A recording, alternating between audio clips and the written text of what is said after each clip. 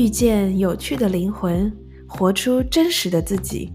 大家好，欢迎来到谈心社，让我们一起谈心、谈情、谈音乐。Welcome to Generous Talk, an intercultural conversation on music, health, and lifestyle. Enjoy!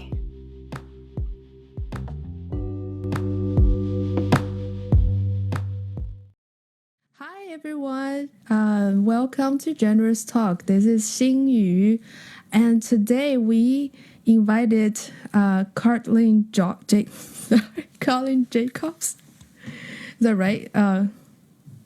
Yeah, don't worry about it. I've had all sorts of variations of pronunciation of my name. In the Netherlands, we would say Karlijn Jacobs. Oh. But the IJ sound is something very native to the Dutch language. No other language in the world, as far as I know, is used to it. So I've seen at least 20 variations of spelling and even more of pronunciation. So Karlijn, but anything close will work for me. Yeah, please pronounce it again. I will learn it. Karlijn. Karlijn.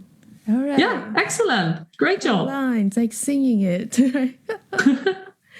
Yeah, welcome to the podcast. I'm so glad to have you today. And we connect because we share a similar passion on the intercultural conversation, on the children who move internationally and the specific issue they might face, especially the growth, the developmental needs they might face during the move, the specific needs that for them that's not met by the current education system,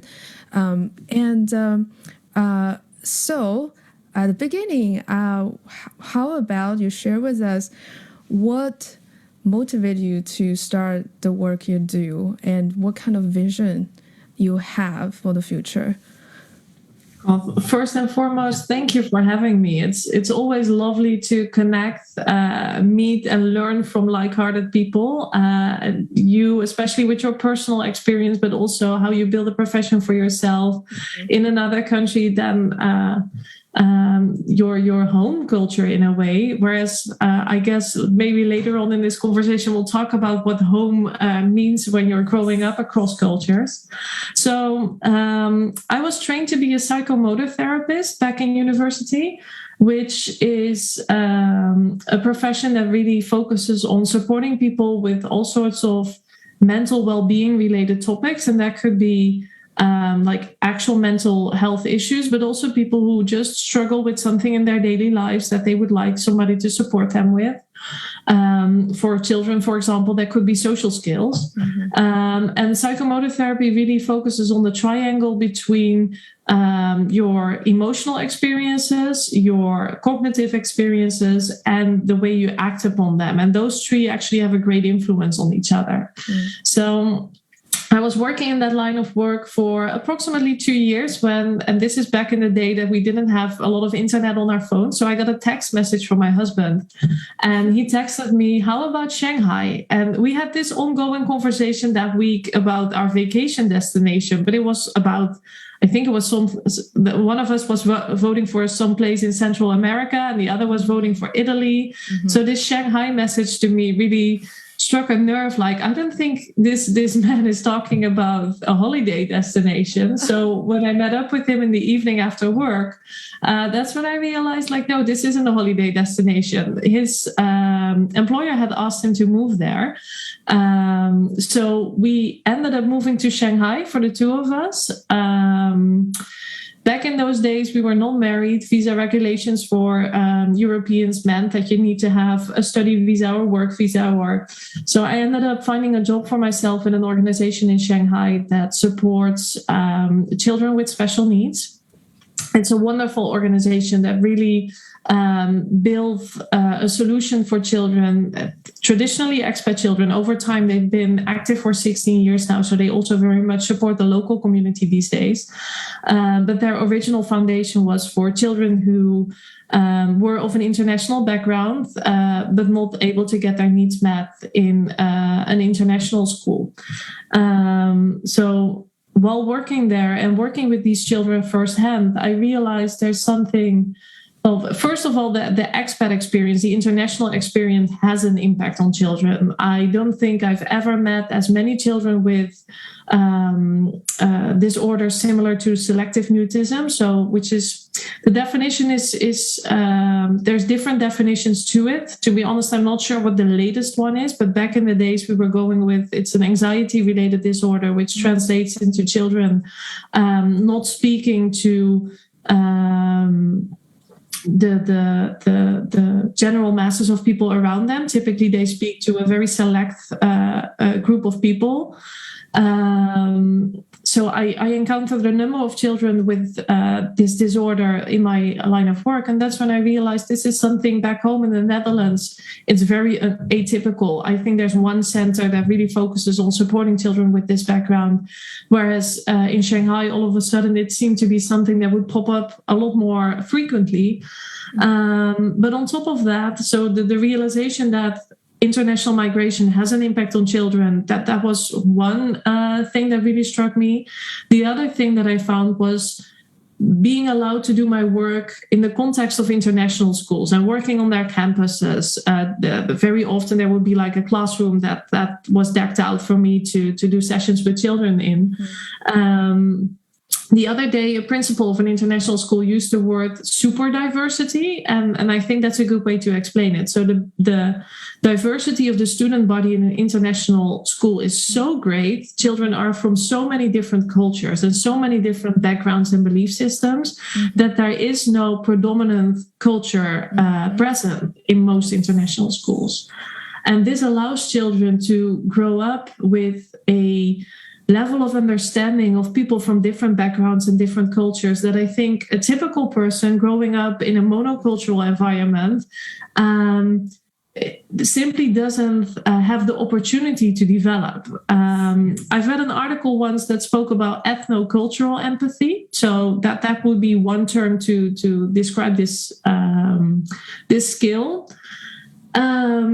And for me, that international experience working with children really led to the belief that there's something very special about international children, but the circumstances in which they are growing up are not always ideal. The systems that we tend to be country-based, very national focused, not with the intention to exclude anyone, but simply without the realization that these days, 2021, globalization is a thing. It's been a thing for many decades. In any typical environment, you'll find a variety of people from different backgrounds and cultures. And in that variety of people, there's also children. And these children might not be growing up with the intention of staying in that one location for the rest of their lives. And that might not be due to their own decisions, but it might also be to the transient lifestyle of their parents, for example. Or it might be because of natural or human-made disaster actually made these children it forced them out of the environment where they were growing up in, and now they're forced to grow up in a different environment. And by no means I want to compare a traditional expat child, so with a corporate sponsored family member, to a child growing up in a refugee center, because of course the context of their international move is incredibly different and their economic status is also very different. But there's wonderful examples out there of expat children and refugee children or other variations meeting with each other. And if you actually sit down and view the world from this children's level, you'll see that there's a lot of similarities to their experience. So these children had to leave the home that they were familiar with, their private room, their bedroom that was decked out to their preferences. They had to say goodbye to extended family, to friends. They had to leave a school. And now they're in this new place that's unfamiliar to them. And they need to learn a new language and they need to adapt to a new curriculum that perhaps doesn't recognize their academic track record, but also not their social track record that they were building in a previous school environment. So these experiences, no matter your background, the reason why you made an international move, are actually very similar. So based on these experiences, my personal belief system, running into this amazing organization, Expat Valley, by coincidence almost, I realized that this is where my life's mission is. So there's very few statistics on children growing up in an international context, but the United Nations International Office of Migration has one. And according to their counts, there's approximately 40 million children growing up outside of a country than the country they were born in. And that's a big group. Yes. That's a big group that not many people actually realize. That's the size of that population. And I think there's a lot of organizations out there that support the needs of these children. There's global organizations that target specific subgroups. Mm-hmm. There's local organizations that support all international children in a certain area. And Expat Valley aims to be the organization that really connects all these groups and that really makes sure that the world sees that there's a group of 40 million children that share similar experiences. So, and it's I hope by the time it's continuing to grow the number of absolutely. So if it's up to us, by the time I retire, then international migration is an enriching experience for all children. That's the ambition. Yeah, there is so many. I could say it's kind of a tie cut and the rebuild connection, and plus their normal developmental needs and the extra adaptation. A skill that they need to learn to adapt to the new environment. And then, yes, from what I know and see, there's not enough support. Since our last conversation, I had a conversation with it's a family friend. Our family become friends for over a decade, and she went to London. She's from Shanghai. She went to London 5 years ago, and now she's applying for college, and she has a younger brother who's in middle school to high school right now. Mm-hmm. And the conversation I had, there's one sentence, I asked her, like, how are you doing? How are you handling with all the transition? And what's your future? Like, where do you want to go? Are you going to, continue to stay in England or China or other country? And she said, I have something I want to tell all parents who want to send their children to study abroad at a young age. She's like, don't do it. Because now so she said, like, I'm stuck and my younger brother is lost. And because it's like, where's our roots? Like, who am I? Like, which culture do I belong to? I don't know. I have no idea. And it's hard to explore, and it's hard to get support from my parents because they don't understand, what we are experiencing. And there is no, like the organization you're talking about, I think they don't have access even for this kind of support. And that, and now she's like, I just want to come back to China because, all my past experience in China, I feel that's home for me. And the last 5 years, it's a whole struggle trying to find, do I go this way or that way, and where it is. And that really make me sad. And and if we have such system, imagine what their journey would be different. Absolutely. The story you're sharing resonates a lot. It's very similar to other conversations I've had and stories I've heard from people. The good news is that to a certain extent, there are actually things, theories, especially language that would help people like your friend and her brother to understand what is happening to them. The complexity of the matter these days is that this knowledge is not ingrained in our society yet. It's a worldview that general society isn't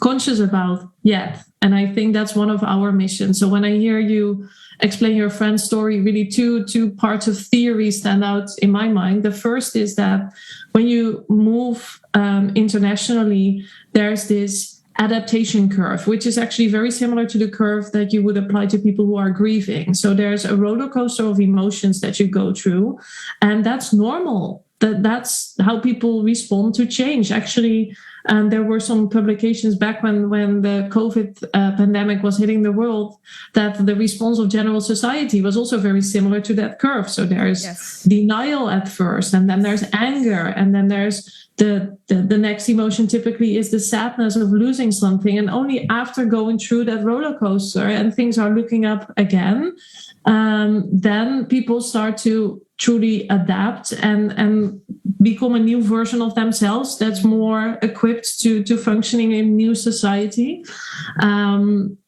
But typically, people are not taught or don't have access to this realization prior to a move. So there's things happening to you that make you feel like you're very much alone in this experience, and they make you feel apart from the person you used to be. So they make you feel lost, literally. You mentioned this about how your friend's brother feels lost. I still remember the moment, and typically the moment of realization is approximately 7 months after your international move. For myself, I still remember where I was. I was somewhere in a very busy place in Shanghai, and it was almost as if time stopped. Like there was this realization in my head, like everybody's crazy. I cannot make sense of this. So I was trying for 7 months from my own worldview to really make sense of what was happening around me. And then it was almost as if I gave up, like everybody's crazy, I can do this. But then immediately thereafter, there was this little voice like, Karlijn, if you think everybody's crazy, one person is crazy and it's you.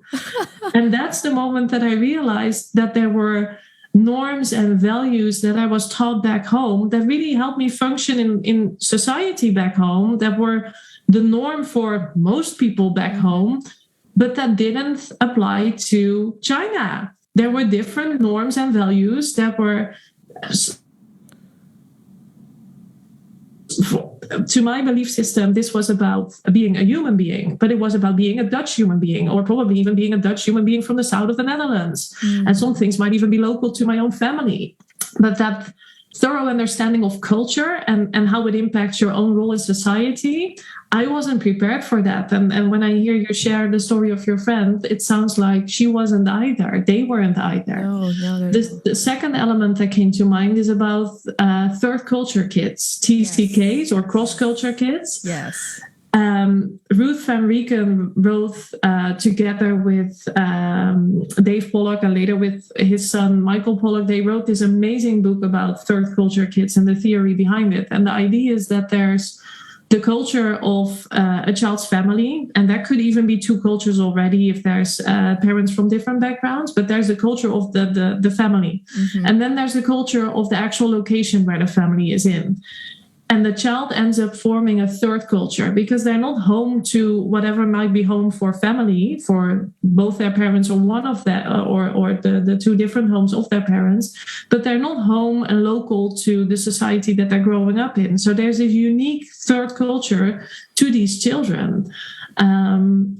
Ruth Van Rieken, and there's loads of podcasts of her online, and there's loads of publications too. If you have a chance, go listen. She has a couple of amazing stories of children actually having the language to identify themselves as a third culture kid at a very early age. And I'm not saying that takes away from the experience or the emotional roller coaster involved or the finding your place in society, which I think most human beings struggle with at one point in their lives. But if you have the language, at least it puts things into perspective and it makes you part of a bigger group with similar shared experiences. And I think that's one of the things that could make a difference. And again, being on your podcast and having a little platform to share this knowledge and maybe reach one or two people that are now able to reach one or two people more, that would be amazing. Yeah, I certainly hope so. And so thinking about, that third culture kid, when I first heard about it, because I was preparing to move back to Shanghai after studying and working in Boston, the Berklee College of Music, and Boston area, it's a different culture. The college itself has, we call it Berklee bubble. Mm-hmm. A culture that's even significantly different from the Boston area. And a group of artists, musicians, most creative people gathering together, and we think about all those crazy idea. We are so sensitive to a lot of what's going on in our environment, and then channeling them into the work. And then compared to living in Boston, it was different university, of course, a research center, and I call normal residents living in the city. It has a specific culture, and then now moving back to Shanghai, even think about the Shanghai I left 7 years ago. It's a certain culture. I recognize, during the 7 years, so many things happened. I see there's more there's a lot of expats already, but now more international, and much more international corporates, and the technology advancement, and of course I see the aging population is increasing. I see that culture is shifting as well. Just like, I think for me, just if I think about it, if I never left Shanghai, I probably would not see all those layers. Yeah, what you're saying resonates a lot. Yes. Yeah. How was it for you to build your identity through all these experiences? I did have an experience. I think it's because of my training, psychodrama. I love using visualization and embodiment kind of to move through things rather than just speech. I feel, there's the metaphor. I feel the 4 years at Berklee was, I think, first of all, because Berklee is like the, when you talk about international school, it's like a special place because there are people from over 130 different cultures, and like musicians, we living together. We basically like living together and see each other every day, and then we are sharing our our music, our artistic production, which is so intimate to our own personal experience, our cultural background. Just through sharing that very intimate project, I get to know, I feel like because of music, I get to know people in a very, very deep level. I even have conversation with other people who went to like business school. They are like, wow, like we're not like that. We just have project and then we the work in the class, then we bye. But for me, I feel that in personal connection is so deep with my peers at Berklee, and that and we enjoy. I enjoy so much have those little conversation about culture, like even including different belief systems, different religions, how we perceive the world differently, and even with music itself. Like in Western music, the major chord or major key are associated with happy, more positive, more bright. The minor key are more like a bit dimmer, maybe a bit sad. But in another culture, no, it's totally different, maybe the opposite. And these kind of like gradually breaking down my perception, the perception I had about the world before I went to Berklee. I was in, I could say, Shanghai culture, my family upbringing, and that identity perception of me of the world just gradually is like if we say the identity, self-identity is like a made of a glass vessel or something. It just broke down gradually into many, many beautiful pieces. And it was a couple years of experience, those breaking down. And then I started to recognize more and more, oh, wow, like the part I thought was me was actually coming from society. It was coming from the social value, the common value, or what the society expect me to be. And I started, okay, let me put this away. That's not me. Okay, oh wow, this is a part that is always there. It never changes, no matter in which kind of situation, no matter what kind of environment I'm in. Wow, this is me. That something, it doesn't change. That's consistent. And I get to shade all those off and also just, standing around it and look at each piece like, okay, this is the part I want to take with me. This is the part I don't want it anymore. And gradually like building that self-identity intentionally, not unconsciously anymore. I feel that's very, very beautiful. I just say the process is still ongoing. And I feel that awareness is just, I think it's just gonna stay with me. It's recognize, okay, what is the environment? Okay, I'm here. What is the environment present? What kind of value the environment has, and what's me, and what do I want to connect with, merge with, or what do I want to stand away with? That awareness kind of is constant there. It feels very beautiful. And a lot of people would ask like, oh wow, what do you gain to study abroad? I feel apart from get a degree, professional training, like your skill set, I feel this part is so beautiful. Like it's a crafting and intentionally crafting of who I am. That's amazing. I love the metaphor, but also the mental exercise that you turn it into for yourself. And I think for you to share that with other people for who it might help to take ownership, but also control over building their identity in a complex landscape, in a changing landscape. I think that's wonderful of you to do that. It also makes me think of this TED Talk that I was listening to the other day, which focused on the question, where are you local? As opposed to where are you from, which tends to be the question that we ask, especially based on like physical features of somebody. So we sort of notice like, well, in the Netherlands, I'm not the only natural blonde woman. There's more of us. Whereas in China, as you can imagine, I stood out a little bit. I'm a little bit taller also than the average woman in China.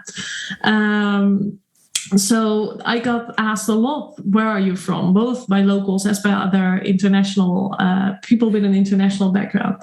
But the question, where are you local? I was listening to this TED Talk a couple of weeks ago. For me, it was finally a way of allowing myself to miss Shanghai without trying to figure out like, but how is it possible that I'm a woman from the Netherlands? I'm now living in a town which is actually very close to the town that I was born in. My family is all here. My kids are here. My husband is here. There's no Chinese element in my life other than the 5 years that I spent in China. But it's not there anymore.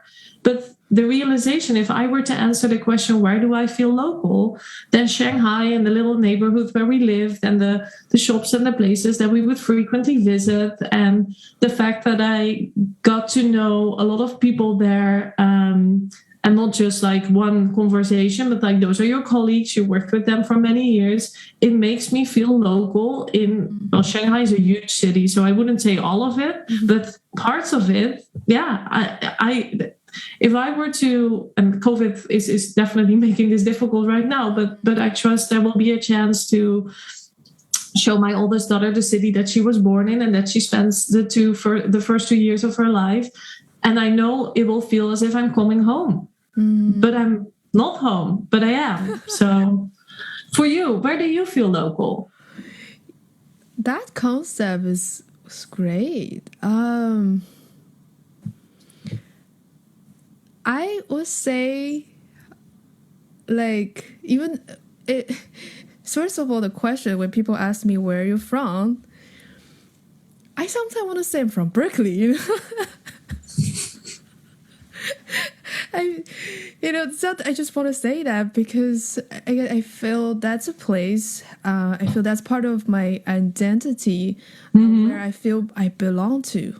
The value, being very creative, being bold, not afraid of ambiguity at all, and wanting to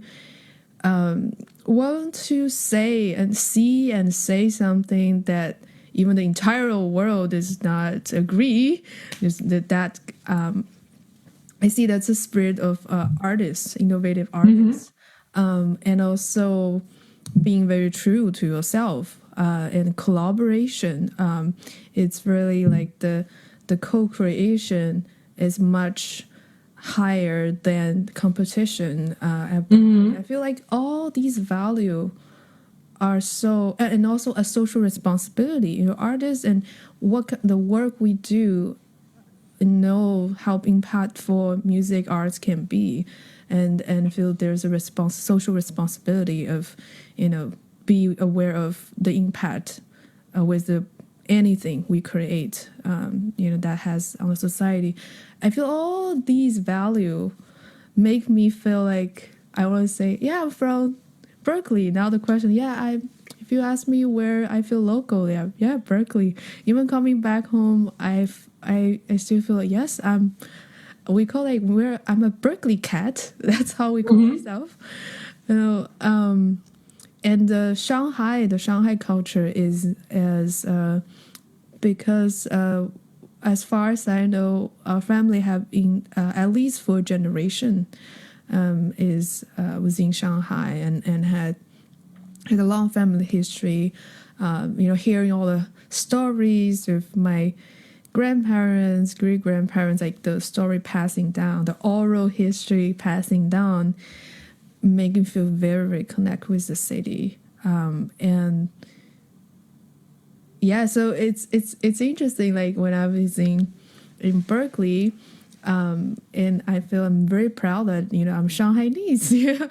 And I feel these two are kind of big, where I feel local. And I think on the third level, that's also some why I want to do the podcast, because I find kind of English when we talk about like how there's one person was I forgot who, but say like, okay, how do you define where you belong? Is what language do you dream in life? What language do you dream at night?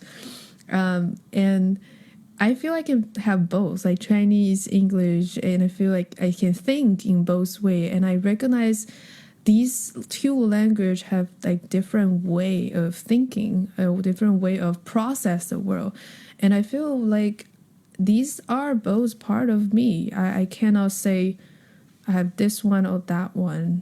I have to choose. No, these are just all part of me. And the language, like Shanghainese, is part of me. Shanghainese has a specific character, and there are expressions exist in the language I just cannot translate into other language at all. And it's just I have to say that, or in my mind it just jump out in my mind.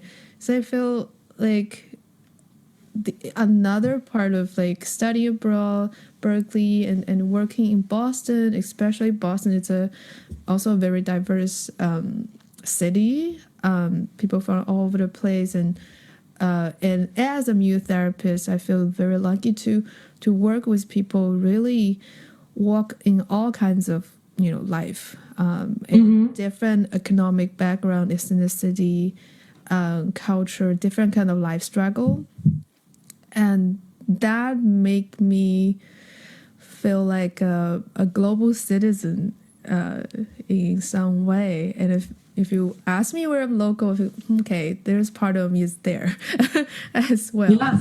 That's why I want to do this podcast. It's bilingual. I have Chinese interviews, guests, and I have people who speak English. And when I was thinking about building the podcast, I'm like, I cannot just do Chinese or English. Like, I just want to include all of them, because cutting either of them feel like cutting part of myself.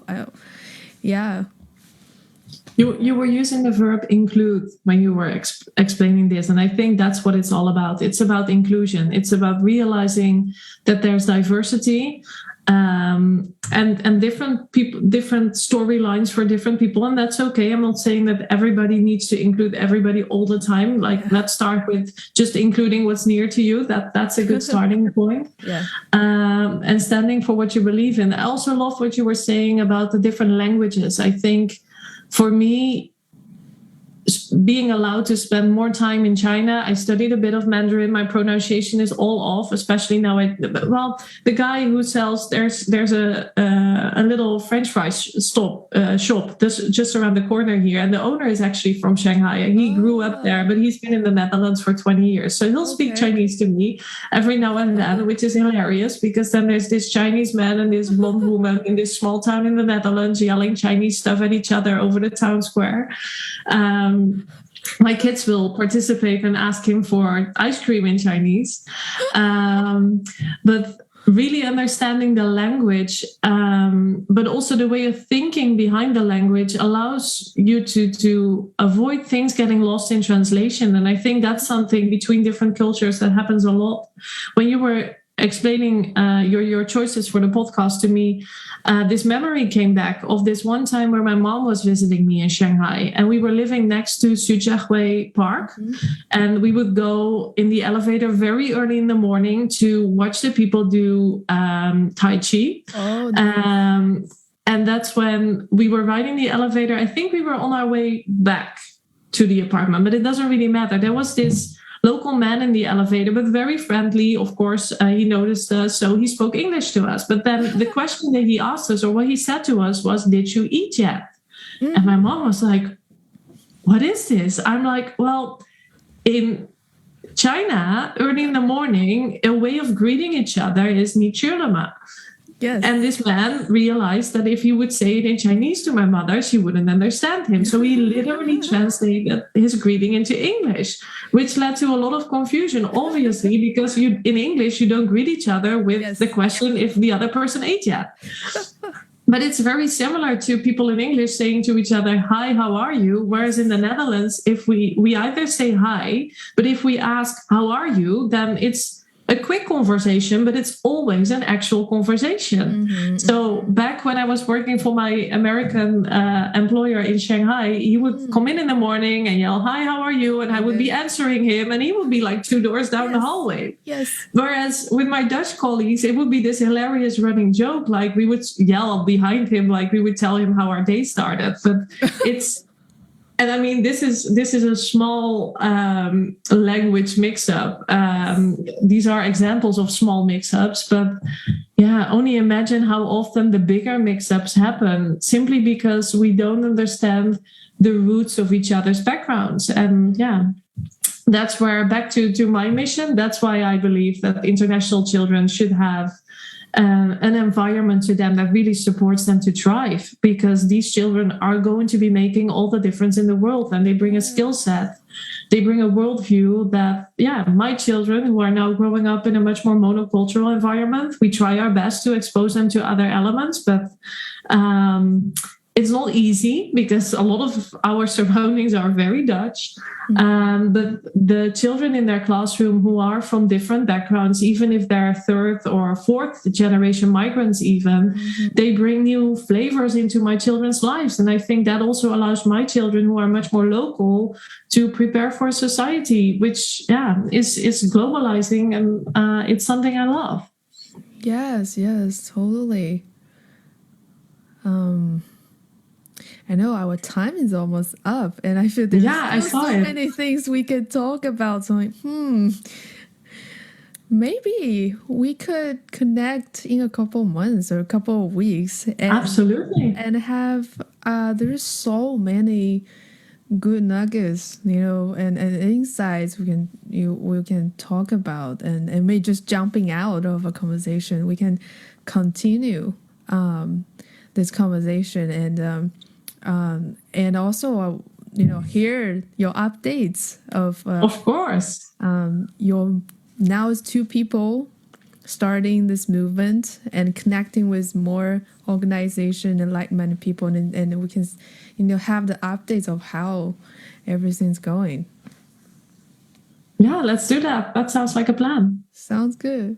Well, thank you for today, and we'll keep the conversation going next time. Let's do that.